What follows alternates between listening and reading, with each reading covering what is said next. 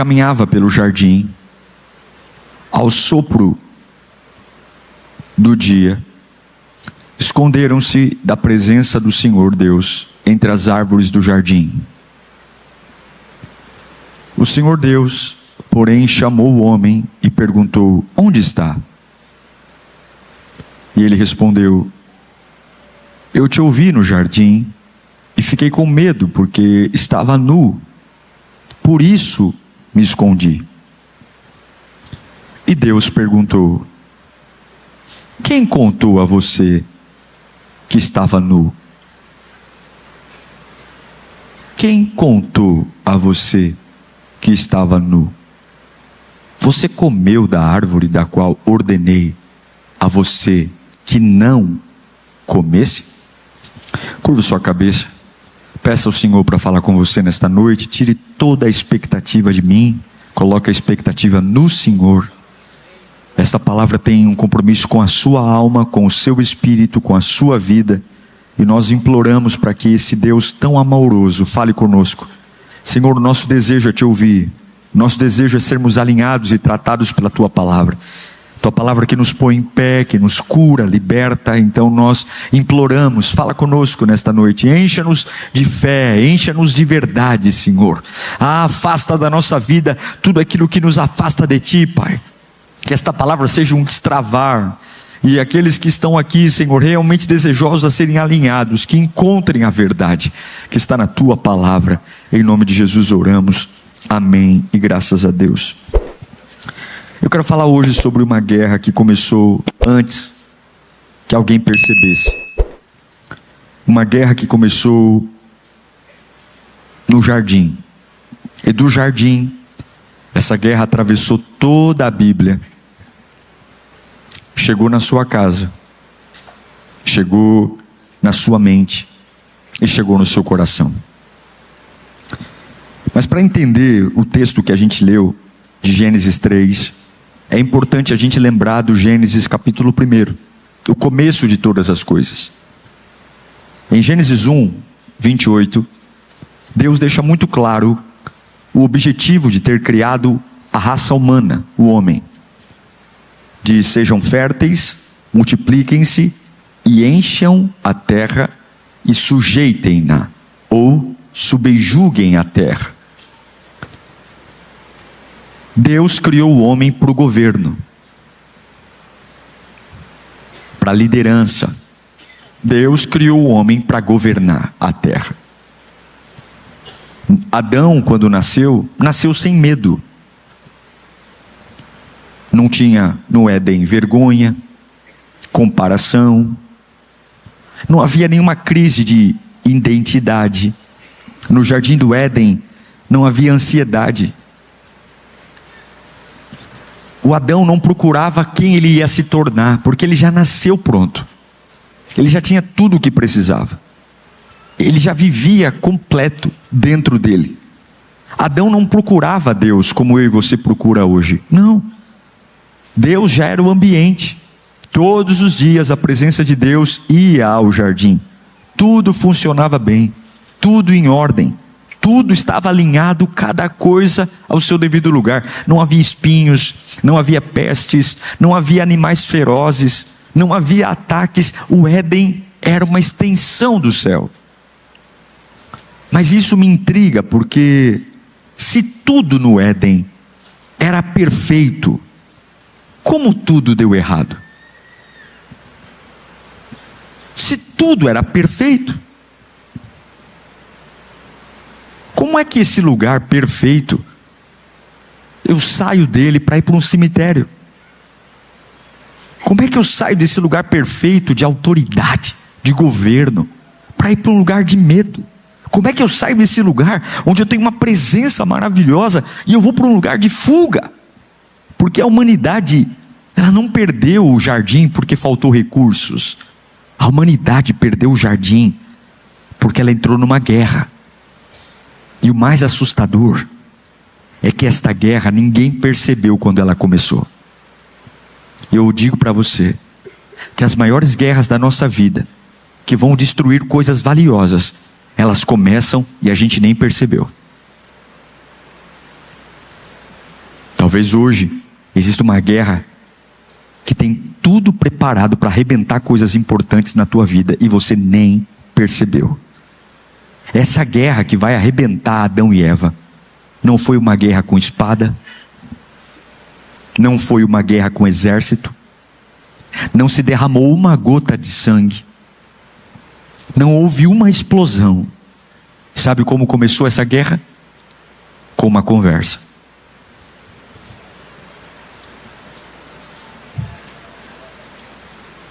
Essa guerra começou com uma conversa que virou uma pergunta. Sim, a guerra começou com uma voz. Uma voz. As maiores batalhas da sua vida começam não com coisas ao seu redor, mas com coisas que querem entrar dentro de você. Entrar na sua mente, invadir a sua vida. Porque se essa coisa conseguir te desconectar da palavra de Deus, o resto cai sozinho. O resto cai sozinho. Sozinho. E é nesse momento que a serpente aparece. Satanás não está interessado no fruto, porque Deus tinha dito que havia um fruto que Adão e Eva não podiam comer. Não, o diabo não está interessado. Lá em Gênesis capítulo 3, verso 1, a primeira coisa que o diabo está dizendo é: ora, a serpente era o mais astuto de todos os animais do campo que o Senhor tinha feito. E ela perguntou à mulher: foi isto mesmo que Deus disse? Presta atenção. A pergunta da serpente para Eva não é sobre a árvore. A pergunta é sobre o que Deus falou. Ela está se lixando para a árvore. Ela não quer nem saber da árvore. Ela não quer. Ela quer saber do que Deus falou. A serpente não está tentando descobrir o que Deus disse, porque a serpente sabe. Irmão, se tem uma coisa que o diabo conhece, é o poder da palavra. O diabo conhece. O diabo sabe que o universo foi criado pela palavra. O diabo sabe que a luz apareceu pela palavra. O diabo sabe que o sol e a lua vieram pela palavra. O diabo sabe que tudo que há de acontecer, acontecerá pela palavra. Ele sabe que a palavra tem autoridade. Ele sabe que tem proteção em quem confia na palavra. O diabo sabe que existe vida para quem confia na palavra. Então o objetivo não é descobrir o que Deus falou. O diabo sabe o que Deus disse. O diabo sabe que Deus falou que não podia comer. O objetivo dele é questionar no coração de Eva o que Deus falou. Ele quer mexer no coração de Eva. Ele sabe que com a palavra ele não pode, mas se ele conseguir tocar no que Deus falou no coração de Eva, o resto desmorona. Porque toda queda começa quando a palavra deixa de ser absoluta, quando a palavra de Deus não é plena, quando eu não consigo confiar mais. Porque quando a palavra não é absoluta, eu começo a negociar coisas que não deveria. Quando a palavra não é absoluta, observe, a serpente não diz: Deus não existe, Eva. Não. A serpente não diz: abandone Deus. Não, a serpente não diz: pare de congregar, pare de ir para a igreja. A serpente apenas cria uma dúvida: foi isso mesmo que Deus disse? Satanás não quer te tirar daqui. Ele quer colocar dúvidas no seu coração. Ele não quer dizer para você que vir à igreja é ruim. Não. Ele prefere muito mais um crente aqui dentro que duvida da palavra do que você lá fora. Porque a dúvida é o primeiro estágio da desconexão. E se alguém está entendendo o que eu estou pregando aqui, você tem que entender que aquilo que você acredita é a coisa mais importante da sua vida. O que você acredita, o que você rega. É por isso que Paulo vai dizer em 2 Coríntios capítulo 10, verso 5: destruímos argumentos de toda altivez que se levanta contra o conhecimento de Deus. Eu destruo, eu não converso com ele, eu não flerto com ele, eu não digito nada para ele. Eu destruo e eu levo cativo todo pensamento que torna-me obediente a Cristo. O que me torna obediente a Cristo, eu pego, coloco dentro da minha cabeça, fecho a cela, jogo travo o cadeado, jogo a chave fora.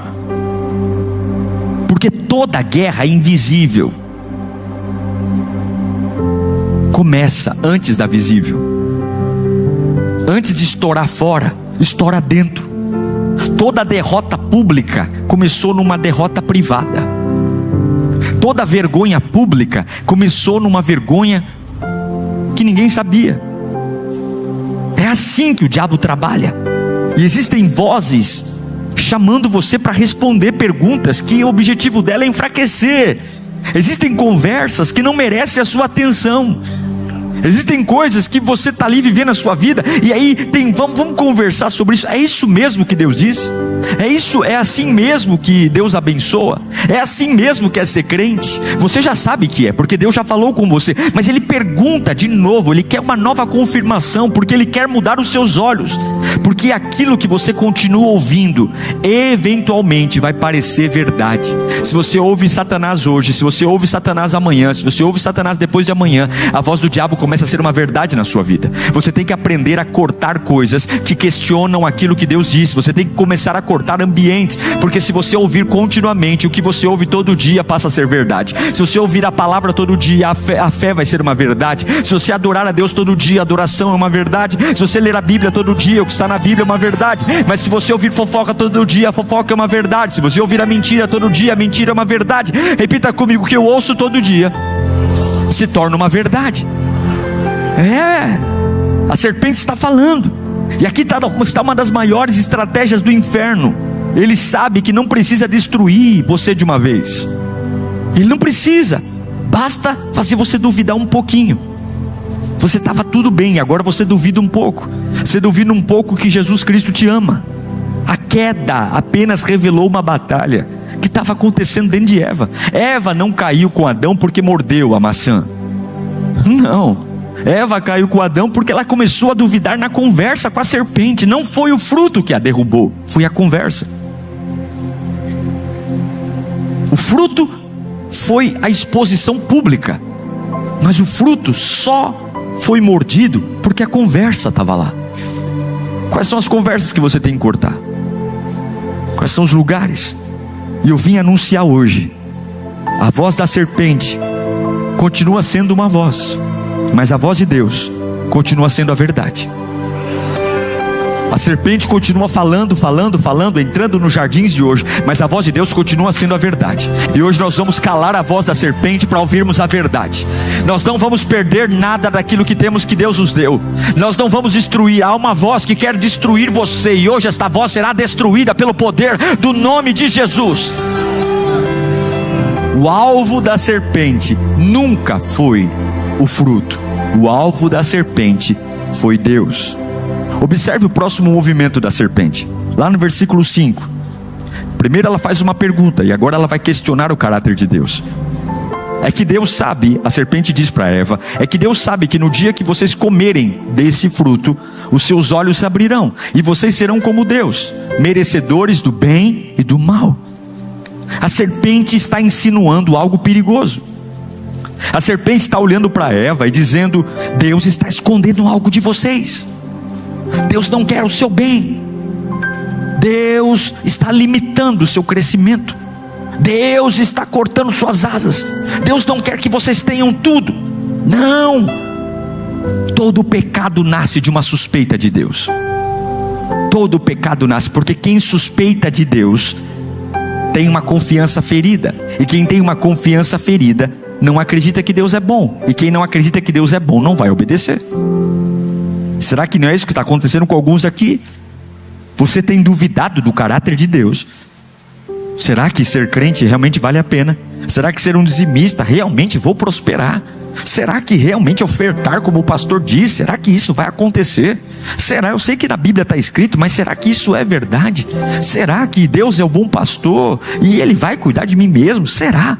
Será mesmo? Porque enquanto eu estou duvidando do caráter de Deus, suspeitando do cuidado de Deus, o meu coração começa a desconfiar e a ferida vai trazer. Eva não caiu porque desejou o fruto. Eva caiu porque começou a ver Deus de uma forma errada. Ela começou a ver Deus como alguém que não é tão honesto, que não é tão verdadeiro, alguém que não cuida tão bem, porque agora a serpente colocou uma dúvida. Será que Deus vai curar mesmo? Será que Deus vai cuidar mesmo? A serpente, ela reaparece dizendo: olha, nos dias de hoje, se Deus fosse tão bom, se Deus se importasse, se Deus realmente estivesse vendo, se Deus estivesse ouvindo, sua vida não estaria assim. Agora escute o que eu vou te falar aqui. José foi vendido pelos irmãos, mas ele nunca permitiu que a dor modificasse a interpretação que ele tinha sobre Deus. Jó perdeu tudo, mas ele nunca permitiu que a tragédia interpretasse Deus no lugar dele. Paulo foi preso e ele nunca permitiu que as correntes interpretassem o Deus que ele servia. Pedro foi preso também, e ele nunca permitiu que as prisões interpretassem Deus. Levanta as mãos para cá. Maturidade espiritual é continuar confiando em Deus, mesmo quando você não está entendendo absolutamente nada. Porque quem explica o teu Deus não é a tua dor. Quem explica teu Deus é a palavra. Quem explica teu Deus não é o câncer. Quem explica teu Deus é a palavra. Quem explica o tamanho do teu Deus não é teu desemprego. Quem explica o tamanho do teu Deus é a palavra. Quem explica teu Deus não é quem te traiu. Quem explica teu Deus é a palavra. Não é o teu momento que diz se o teu Deus é grande ou não. É o que Ele é que diz quem Ele é. Levanta a tua mão e diz: obrigado por o Senhor ser quem o Senhor é. Não deixe. É o que a serpente está tentando fazer. A serpente está colocando dúvida. Dúvida. Quem explica a Deus é a Bíblia. E tem gente dizendo: oh, eu não sei se Deus existe porque o meu momento é ruim. A minha fase é ruim. Sua fase não tem autoridade para dizer quem é o Deus que você serve. Tua dor, você manda ela calar a boca. Quando a tua dor começar a falar do tamanho do teu Deus, você diz: você cala a tua boca, que você não tem autoridade, dor, para dizer quem é o meu Deus. O meu Deus está escrito na palavra quem Ele é: forte, conselheiro, Pai da eternidade, príncipe da paz, Emanuel, Deus conosco, bom pastor. A minha dor não vai pregar para mim, eu vou pregar para minha dor. O meu medo não vai dizer quem é meu Deus. E eu te pergunto: quem é que controla a tua visão sobre Deus? Quem é que controla a tua fé sobre Deus? Quem é que controla? Porque quem tiver a tua visão tem a tua direção. Quem controla o que você vê, controla para onde você anda. Quem interpreta sua fé, sua dor ou a palavra? Porque depois que a palavra é questionada, a gente começa a interpretar tudo de forma errada. O texto diz que Deus entra no jardim.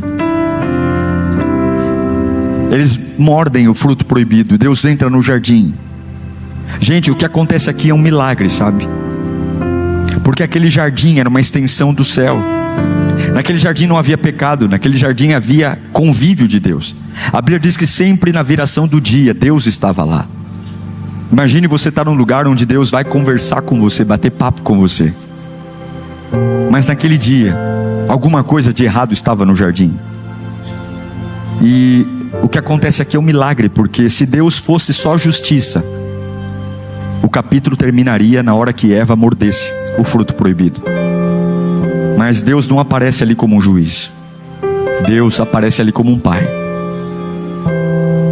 Um homem correndo de Deus, escondido atrás das moitas do jardim, e Deus procurando um homem. E lá no versículo 9 do Gênesis 3, Ele faz uma pergunta: onde você está? No 3 eu vou dizer, vou contar e você diz a pergunta, ok? 1, 2, 3. Onde você está? Como é que um Deus que vê todas as coisas pergunta onde Adão está?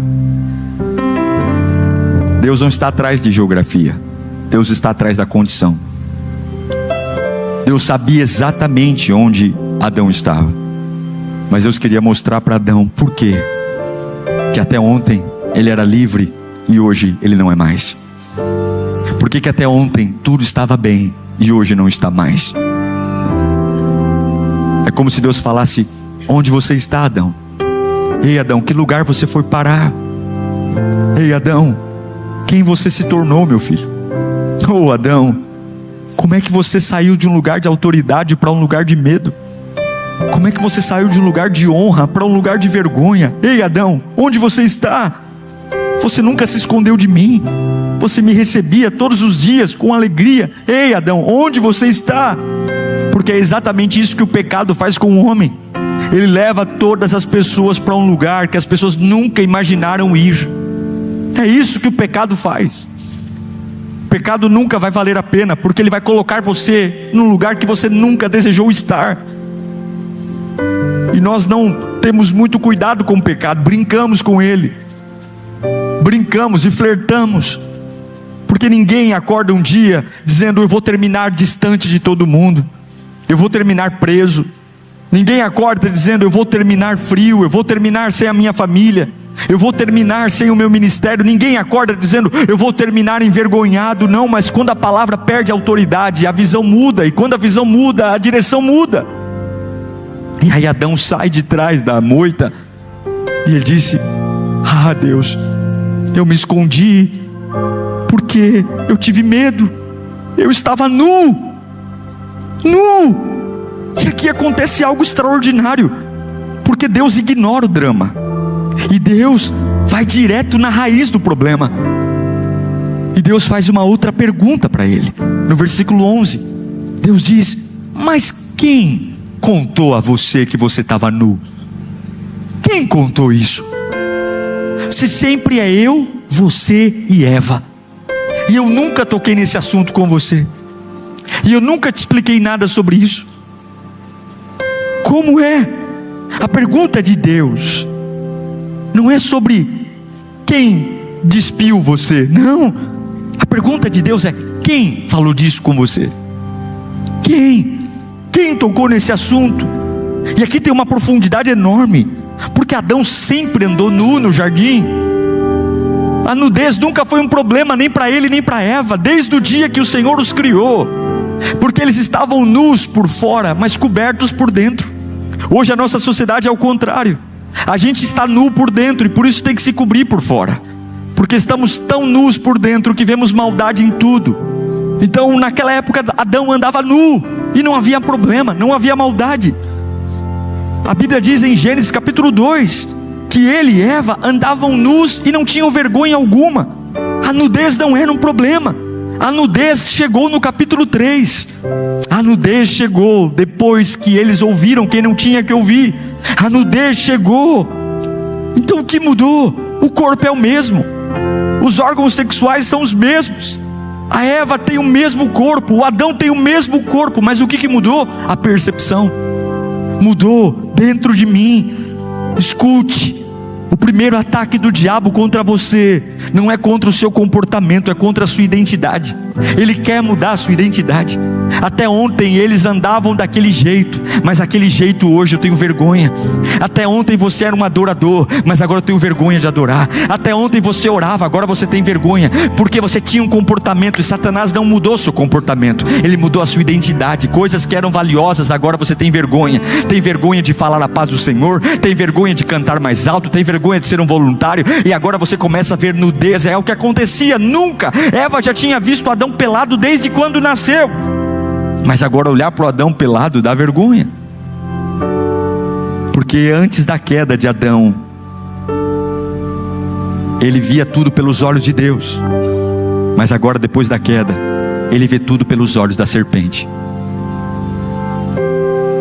É triste dizer que hoje nós olhamos tudo pelos olhos da serpente. É isso que o pecado fez com a humanidade. Hoje a gente batalha olhando pelos olhos da serpente. A gente não tem como não ficar com o pé atrás com as pessoas. Não dá para ser ingênuo. E essa batalha continua a mesma hoje.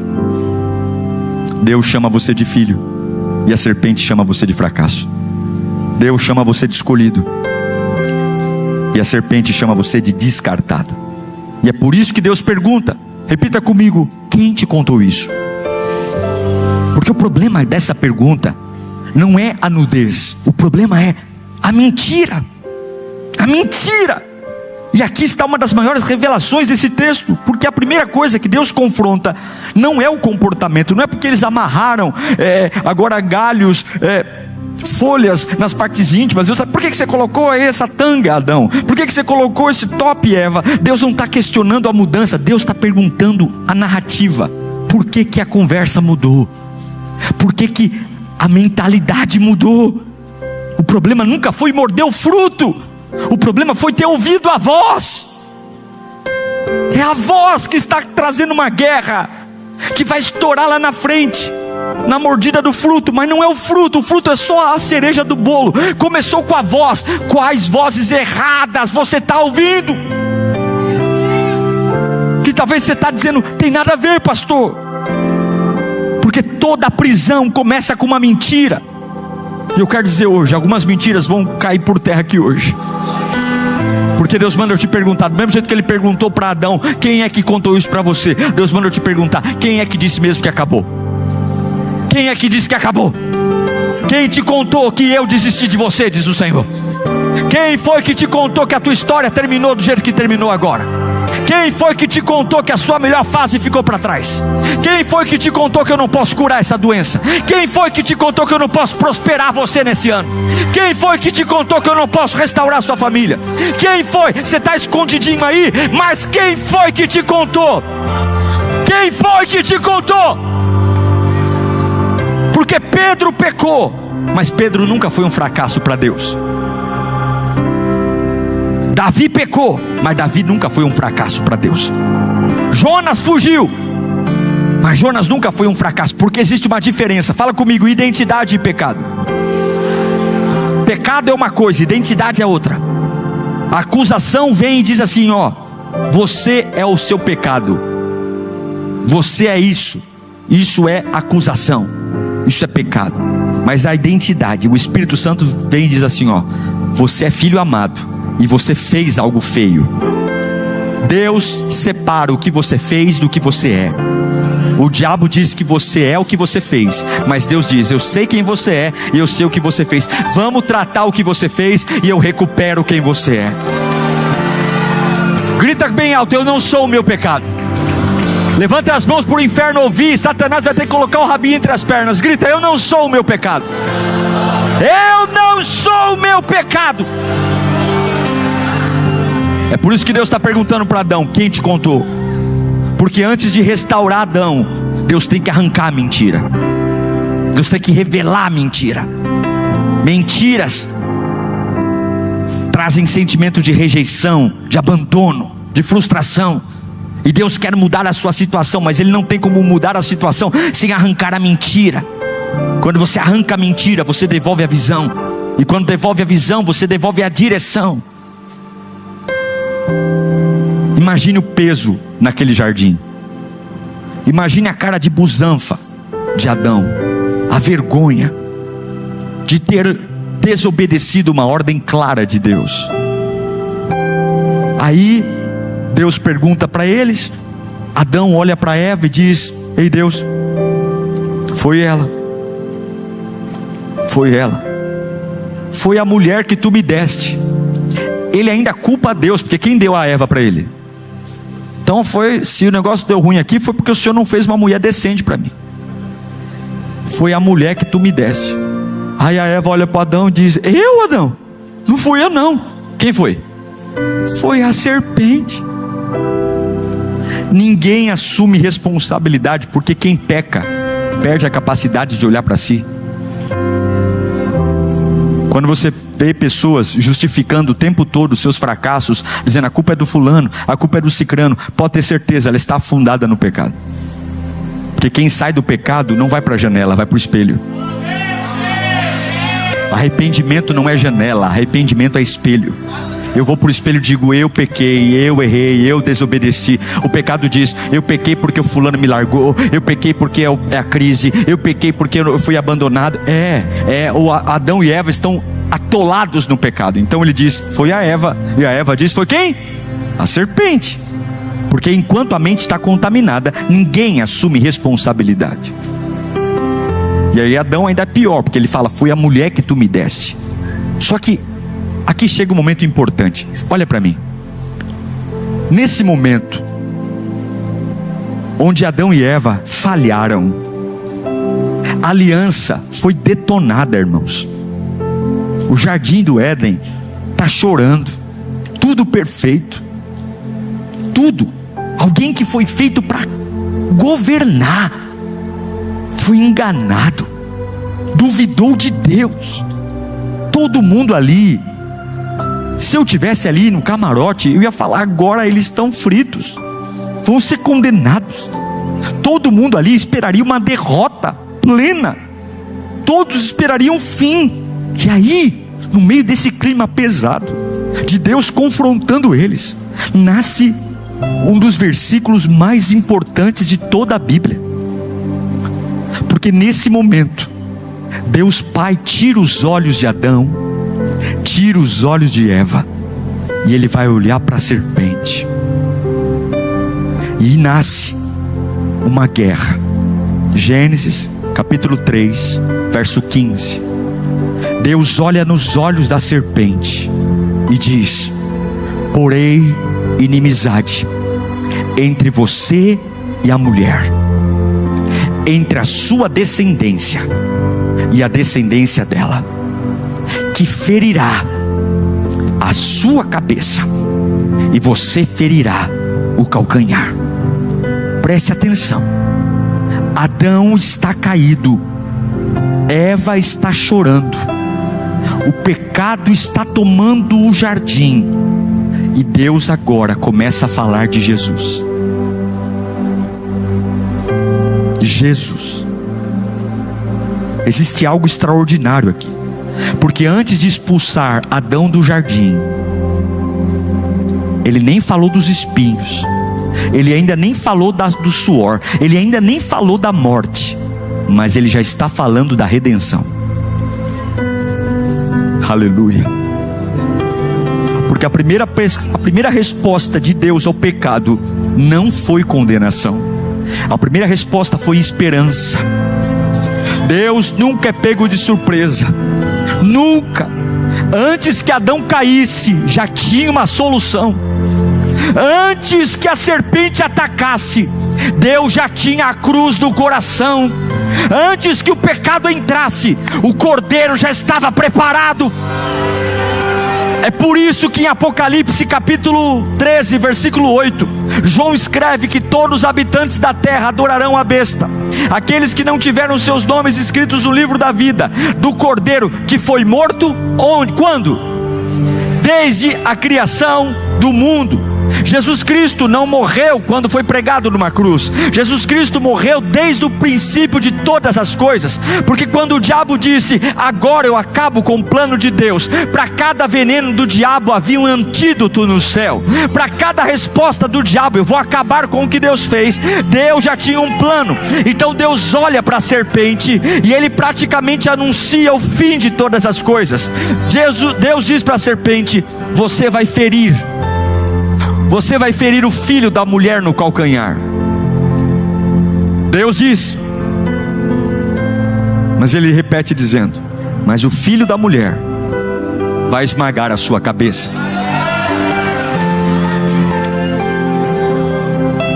Ferir alguém no calcanhar é dor. A serpente causaria dor, e não foi isso que aconteceu? Jesus Cristo passou por muita dor. Sim, cumpriu-se a profecia. A serpente mordeu o calcanhar, ela causou dor, que se transformou em coroa de espinhos, em escravo, em cravos, em humilhação. A serpente feriu o calcanhar. Mas tudo que um calcanhar ferido pode provocar é dor. Mas qual é o resultado de uma cabeça esmagada? Qual é o resultado de uma cabeça esmagada? É dor ou é morte? É dor ou é destruição? Então, antes de tirar Adão e Eva do jardim, Deus olha para a desgraçada da serpente, que liberou uma voz e diz assim: eles vão sair do jardim por pouco tempo, porque você ainda vai causar dor neles, mas eu prometo, eles vão esmagar a sua cabeça.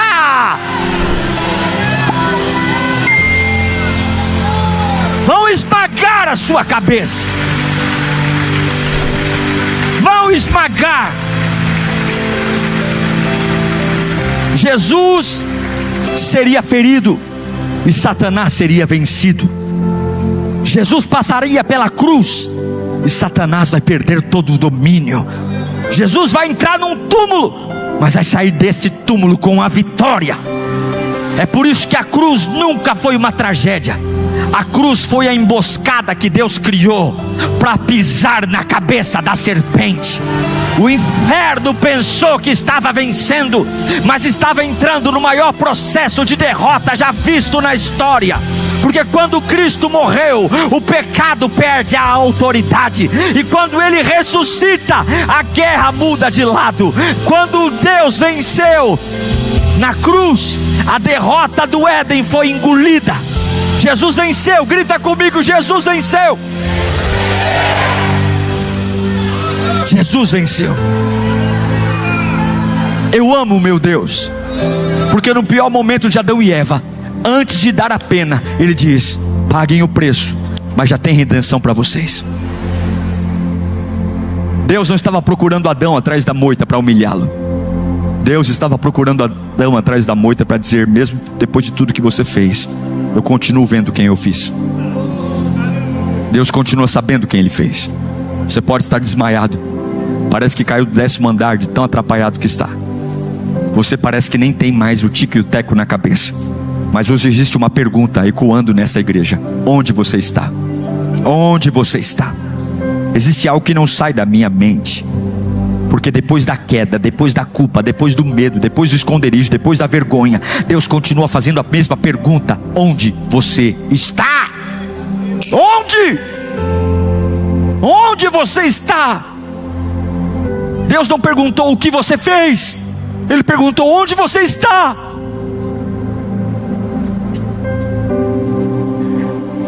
Os homens perguntam: o que você fez? O que você fez? Porque eles querem esfregar na tua cara, dizendo que você é o que você fez. Mas Deus pergunta: onde você está? O erro é evidente, mas Deus não está procurando um erro, Deus está procurando um filho. Um filho. Deus não entrou no jardim naquele dia procurando um problema. Deus entrou no jardim naquele dia procurando uma pessoa. Onde está você hoje? Onde está a sua paixão por Deus? Onde está a sua fome pela presença? Onde está a sua entrega? Onde está a sua obediência? Onde está o fogo do Espírito Santo na sua vida? Onde está aquele homem que orava e o céu se abria? Onde está aquele homem que acreditava? Onde está aquela mulher que lia a Bíblia e o coração pegava fogo? Onde está aquela pessoa que era imparável? Onde está aquela pessoa que adorava e não negociava nada, não negociava princípio? Onde está? Porque o mesmo Deus que entrou no Éden está entrando na Eu Sou Suki Okawe 483, está entrando em cada casa, e Ele continua entrando em jardins, em hospitais, em penitenciárias, em casas, em corações. E Deus não está entrando aqui para te destruir, Ele está entrando para te restaurar, Ele está entrando para te cobrir, Ele está entrando para lembrar quem você é, quem você é, quem é o xarabá canta lava sorebenda lava fadalai. Quem você é, quem você é. Porque a serpente grita: você é a sua queda, e Deus diz: você continua sendo meu. O Espírito Santo me deu esta palavra, porque existem pessoas cansadas e muitos desgastadas aqui, lutando batalhas que talvez ninguém conheça. E você tem hoje vergonha, e você diz: mas pastor, foi aquele dia que tudo desgraçou. Não foi aquele dia. Aquele dia foi a explosão da vergonha. Essa guerra não começou aquele dia. Essa guerra começou antes, e você nem tinha percebido. Foi a voz. Mas Deus manda te dizer: essa guerra já tem vitória decretada. O máximo que vai doer é uma mordida no calcanhar. O Mas o Deus de paz esmagará Satanás sobre os nossos pés. Eu quero declarar a queda de Satanás na tua casa. Eu quero declarar a queda de Satanás nos seus negócios. Eu quero declarar a queda de Satanás na sua saúde. Eu quero declarar a queda de Satanás na vida dos teus filhos. Eu quero declarar a queda de Satanás no teu casamento. Eu quero declarar a queda de Satanás na tua mente. Eu quero declarar a queda de Satanás no teu chamado. Eu quero declarar que a serpente nunca venceu, o pecado nunca venceu, a morte nunca venceu. Jesus venceu, Jesus venceu, Jesus venceu. E se Ele venceu, nós também venceremos. Venceremos. Nós também venceremos.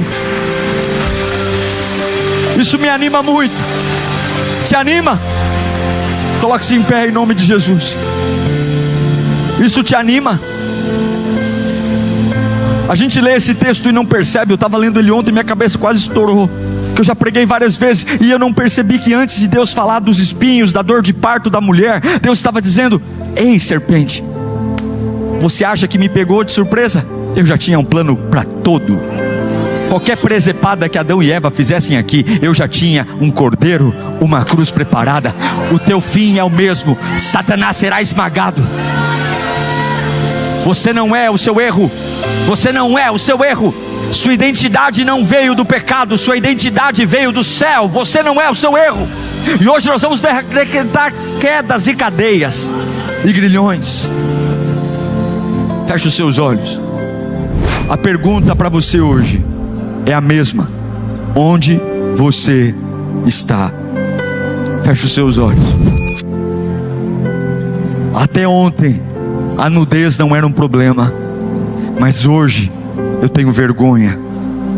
O que é que começou com uma voz, uma mensagem, uma conversa? O que é que começou? O que é com uma reunião? O que é que começou a colocar dúvida? A dúvida de que Deus não vai conseguir me abençoar, a dúvida de que eu não sei se eu vou ser crente, a dúvida que eu não sei se esse negócio de ser voluntário, até ontem era tudo o que você queria, tudo o que você queria era Deus, era Deus, era Deus, era Deus, mas agora não, agora eu estou cheio de dúvida, eu estou cheio de questionamentos, eu quero uma conversa. Se ninguém me provar, eu vou embora, porque entrou uma voz desgraçada, uma voz sutil, que essa voz não está preocupada em te tirar da igreja, essa voz só quer destruir a sua fé.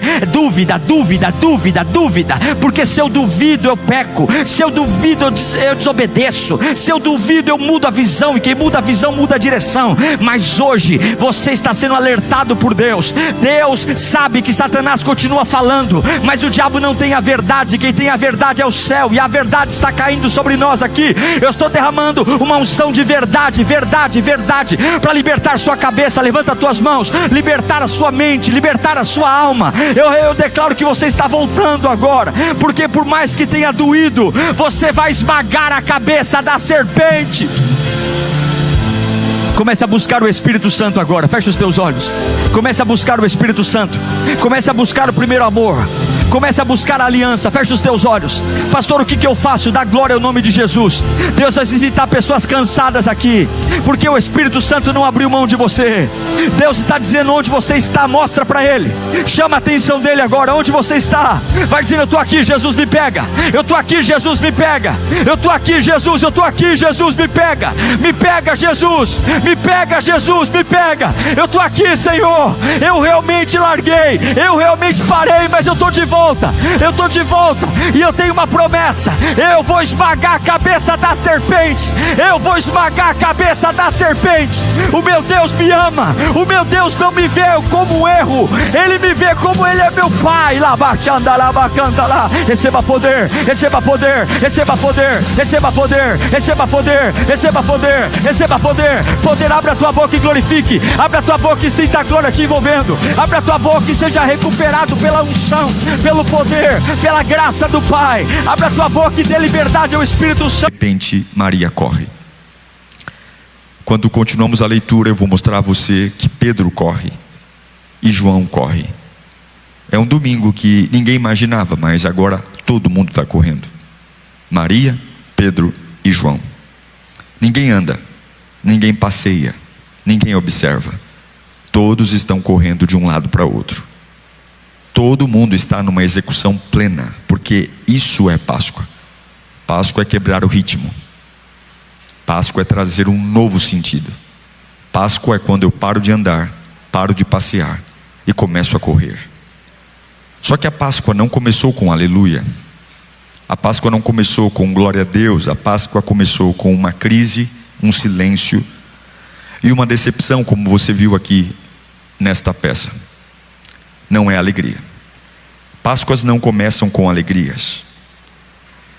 E agora essas mulheres, quando vão no domingo de manhã ao túmulo, elas não vão lá porque elas querem prestar um culto ao Senhor. Elas não vão lá porque estão cheias de esperança. Maria está indo ao túmulo porque elas foram enterrar o que Deus havia decidido ressuscitar. Elas estão indo lá perfumar um corpo sem a mínima ideia de que aquele corpo vai ressuscitar. E aqui tem um problema. Quando a gente tenta sepultar o que Deus decidiu levantar. Esse é um problema da fé. Nós somos muito bons para perfumar aquilo que morreu. A pergunta que fica nesse domingo de Páscoa é: será que eu não estou tentando encerrar algo que Deus decidiu recomeçar? Será que eu não estou em luto demais? Decidido demais? Traumático demais? Porque assim Maria vai ao túmulo. A Páscoa é um escândalo. É o escândalo do caos. O caos se instaurou. Por que o caos se instaurou? Porque Maria está indo ao túmulo perfumar um defunto. E de repente a Páscoa chega. A Páscoa é um caos. Porque tudo que você não quer ver num cemitério é uma tumba invadida. Tudo que você não quer ver na sepultura de quem você ama é que ela foi deturpada, ela foi mexida, porque tudo que sobrou de uma lembrança é o que está sepultado dentro dela. Mas quando Maria vai, há um caos. A pedra que fecha o túmulo foi mexida. E o pior, o corpo de quem eu amo, que é a única lembrança que tenho de quem eu amo, sumiu. O silêncio foi quebrado. A Páscoa não começa com paz. A Páscoa começa com um caos. Deus não destruiu o caos. Deus usou o caos. Ele cria o caos. Páscoa é frio na barriga. Páscoa é quebrar meus sentidos. Páscoa é destruir minha expectativa. Páscoa é mostrar que eu não sei absolutamente nada. Nada. Eu não entendo nada. Eu não domino nada. Eu não entendo nada. Mas o caos não é a ausência de Deus. O caos é o palco que Deus usa para derramar sua glória. Aquele domingo que Maria começou a correr para um lado, sem saber o que fazer, porque a pedra foi removida, o corpo sumiu, ela grita, ela não sabe o que aconteceu, soldados romanos não estão mais ali, não há nenhuma informação, mas aquele caos não era ausência de Deus. Páscoa é quando Deus quebra você todinho, para dizer: eu vou usar o que te quebra, para mostrar que eu estou no governo, que eu estou no comando de todas as coisas. Maria chama aquilo de perda, mas não é perda, é preparação.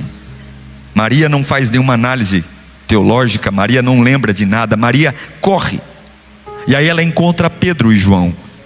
E Pedro e João entendem menos ainda. E Pedro e João, agora que estavam andando, começam a correr. É uma correria de todos os lados, porque é isso que o caos da Páscoa faz conosco. Pessoas que estão andando lentamente, com as suas vidas conformadas, com a sua familhinhazinha conformada, com a sua vida profissional. De repente Jesus entra e a gente começa a desembestar em correr. E Pedro e João começam a correr. Eles não entendem, mas eles correm. Eles não compreendem, mas eles correm. Eles não têm respostas, mas eles correm. Eles perderam alguém que ama, mas eles correm. Eles não sabem o que vai dar tudo isso, mas eles correm. E é isso que esta manhã vai fazer com você. Esta manhã talvez nem tudo esteja claro, talvez as informações estejam piores do que ontem, porque pior do que sepultar alguém que amo é ver que alguém invadiu o túmulo de quem eu amo e roubou o corpo. Até então a ressurreição não é, mas eu quero dizer que as suas pernas vão começar a se mover num novo ritmo nesta manhã. Talvez você não tenha todas as respostas, mas o poder de Deus está aqui. Deus vai devolver a aceleração que a vida tentou tirar de você. Deus vai devolver o ritmo que foi quebrado. Aleluia! Porque quando você entende que Deus usa o caos, você não para entender, porque quem para entender perde o ritmo do milagre. Quem para entender perde o momento de viver milagre. Se você quer um milagre, corra, corra, não pergunte, corra. Não quer entender, corra, se mova. Agora Marta, Maria, Pedro e João correndo, eles correm. Pedro já é um quarentão, de 45 anos em média. João é um adolescente, João deve ter uns 17 anos. E nessa correria em direção ao túmulo, Pedro com 45 anos não corre na velocidade de João.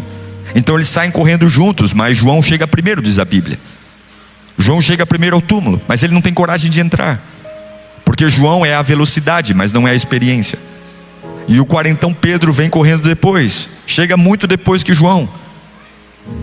João não tem coragem de entrar para ver o que tem dentro do túmulo, mas Pedro tem. E quando Pedro entra dentro do túmulo, ele vê faixas no chão. Sim, as faixas que estavam envolvidas no corpo de Jesus. E ele vê um lenço, o lenço que estava sobre o rosto de Jesus. Fala comigo, dobrado. Dobrado. Isso aqui é absurdo, porque o inferno não organiza. O inferno não arruma, o inferno bagunça. O inferno desorienta. O inferno cria o caos da baderna. Inferno não dobra lenço. Demônio não dobra lenço. E naquele momento Pedro entende: dentro desse túmulo não tem um caos. Dentro desse túmulo não tem um crime. Dentro desse túmulo tem uma vitória. Se está em ordem, é porque Deus passou por aqui. Se tem lenço dobrado, é porque Deus passou por aqui. Por onde Deus passa, tem ordem. Por onde Deus passa, tem ordem. 2 homens, 2 velocidades, e por onde Deus passa, tem ordem. Fala comigo, por onde Deus passa, tem ordem. Naquele domingo, a morte perdeu. Naquele domingo, o pecado perdeu. Naquele domingo, o inferno perdeu, porque ele não estava mais ali. Pastor, o que isso tem a ver comigo? Tem a ver que o lugar que parecia ser o final era o ponto de partida. Nem sempre você vai encontrar Jesus nos mesmos lugares que você imaginou que ele estaria. Jesus se move. Para todos aqueles que um dia o seguiram, o túmulo era o lugar onde ele estava. E um domingo, todos caíram do cavalo. Ele não estava mais no lugar que todos achavam que estavam. E eu pergunto para você: será que os lugares que você tem visitado para encontrar Jesus, será que ele já não saiu daí? Será que o jeito que você o busca, o quer encontrar, será que hoje não é bom você olhar para um lado e para o outro e ver se não tem um lenço dobrado e dizendo: a minha vida não está em crise, simplesmente Jesus se moveu para um novo tempo, uma nova fase? Será que você não está preso num cenário antigo, que você não vai reencontrá-lo?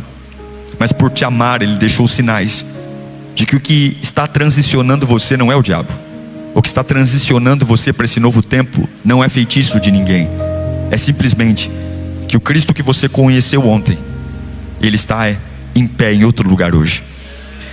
Eu não sei para que eu estou pregando, mas Deus manda eu dizer para alguns que estão aqui: eu já saí daí. Não me procurem mais aí. Eu já saí daí. Você vai estar tentando entender algo que eu já resolvi. Então corra. Mova-se. Mova-se, porque enquanto você corre, você vai encontrar uma voz que vai dizer a você o que aconteceu. Mova-se. Eu quero declarar nesta manhã: toda a inércia da sua vida será quebrada. Eu quero declarar pelo poder da Páscoa, pelo poder da ressurreição, que você estará pronto a viver um novo de Deus a partir de agora. O túmulo não tem mais respostas para você. O túmulo não tem mais respostas para você. O túmulo não tem mais respostas. O túmulo só foi útil até sábado. Domingo de manhã, o túmulo não tem mais respostas, porque o teu Cristo não está mais lá. Olhe para tudo aquilo que você diz: é ali que eu encontro Deus, é desse jeito que eu encontro Deus, é desta forma que eu encontro Deus. Deus está dizendo: hoje eu vou quebrar o seu ritmo. Chega de parar, chega de andar, chega de observar. É tempo de correr para mim, é tempo de correr para mim. Eu vou quebrar o seu ritmo. E Deus manda dizer: esse caos se instaurou, não porque eu odeio você. Esse caos se instaurou porque eu vou trazer vida sobre aquilo que está morto. Corra para a sua nova identidade. Corra para a sua cura nesta manhã. Corra para a sua libertação nesta manhã. Corra para esse avivamento. Pastor, eu não sei como vai ser. Corra. Eu não sei onde o corpo está, mas corra. Eu não sei onde vou encontrá-lo, mas corra. Eu não sei o que fizeram, mas corra. Corra. Corra para a sua nova estação. Corra. Se você acredita que Ele vive, corra. Se você acredita que Ele está ressuscitado,